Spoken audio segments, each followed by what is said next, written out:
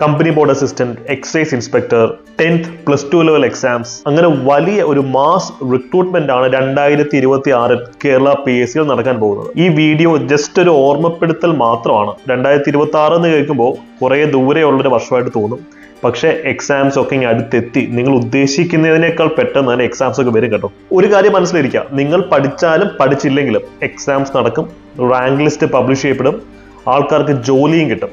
ആ ജോലി കിട്ടുന്ന ആൾക്കാരുടെ കൂട്ടത്തിൽ നിങ്ങളുണ്ടോ ഇല്ലയോ എന്നുള്ളത് നിങ്ങളുടെ മാത്രം ഡിസിഷനാണ്. എനിക്കറിയാം, ഒരു എക്സാമിന് പ്രിപ്പയർ ചെയ്യുമ്പോൾ നിങ്ങൾ നേരിടുന്ന ഏറ്റവും വലിയ ഒരു ചോദ്യം ഈ എക്സാമിന് തോറ്റുപോയാൽ എന്ത് ചെയ്യും മല്ലയ്യ എന്നുള്ളതാണല്ലേ. പക്ഷെ എൻ്റെ അനുഭവത്തിൽ ഞാൻ പറയാണ്, നമ്മൾ ഫിയർ ഓഫ് ഫെയിലിയർ കൊണ്ട് പഠിക്കാതിരിക്കുന്നതിനേക്കാൾ വലിയ കുറ്റബോധമായിരിക്കും നമ്മൾ ശ്രമിക്കാതിരിക്കുമ്പോൾ കിട്ടുക. നമ്മൾ ട്രൈ ഔട്ട് ചെയ്യുന്നില്ല.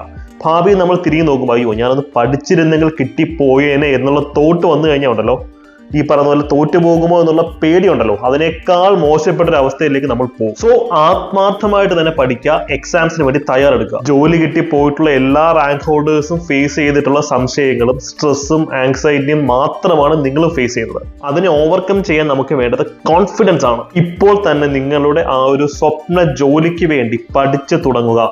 നിങ്ങൾ പാഴാക്കുന്ന ഓരോ സെക്കൻഡിലും നിങ്ങളുടെ കോമ്പറ്റീറ്റർ കാണാമറിയത്തിരുന്ന് പഠിക്കുന്നുണ്ട്. നിങ്ങളുടെ ഈ ഒരു PSC യാത്ര കൂടുതൽ ഈസി ആക്കാനായി ഞങ്ങളുടെ അഫോർഡബിൾ ബാച്ചസ് നിങ്ങൾക്ക് ചൂസ് ചെയ്യാം.